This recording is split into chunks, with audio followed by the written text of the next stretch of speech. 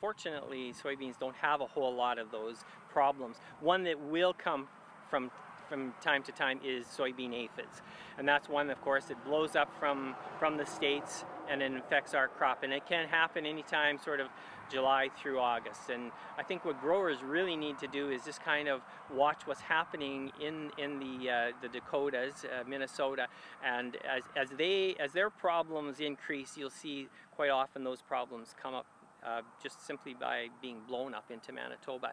So scouting for soybean aphids is important, and that's the major crop pest. After the crop is planted, probably the most important disease coming later on will be white mold, and that's generally after the crop has got a full canopy. It's very similar infection to canola in terms of has to be flowering. That's sort of the food source for the white mold, and unfortunately there isn't a lot that you can do with white mold in soybeans, and there's not a lot of protectant fungicides you can put on as well. So what you have is what you get.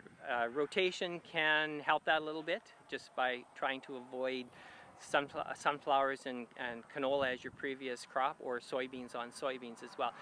But I would say that with white mold or sclerotinia in soybeans, it's really weather driven. If we have the humid, wet weather at that flowering time, you can get diseases.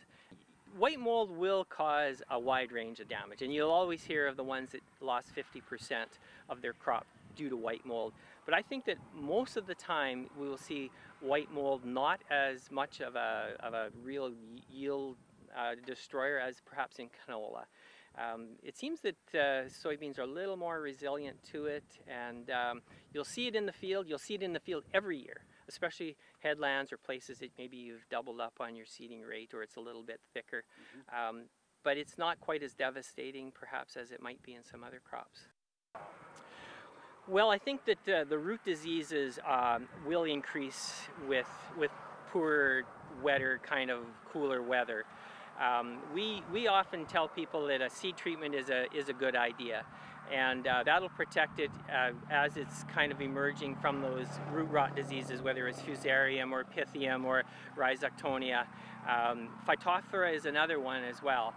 Phytophthora is a disease that will show up in combination with those other root rots, and it'll often show up a little bit later as the plants, you think you've got them established. You can walk into wetter areas, perhaps a drain on the heavier clay soils, and you'll see these plants dying, and that's what that will be from. There's not a whole lot you can do after you've done your seed treatment for these diseases. There are not a lot of fungicides that really you would use on soybeans. Soybeans just continue to amaze us in how they stand up to the wet weather, where you will have another crop of perhaps canola or oats or barley drowned out. Soybeans will tend to sit there, and as it dries up, they will start to grow again. And it does not do them any good. Let's not kid ourselves. The plants will perhaps be delayed, they may be a little bit shorter and so on, but they can take an incredible amount of abuse from excess water in the spring.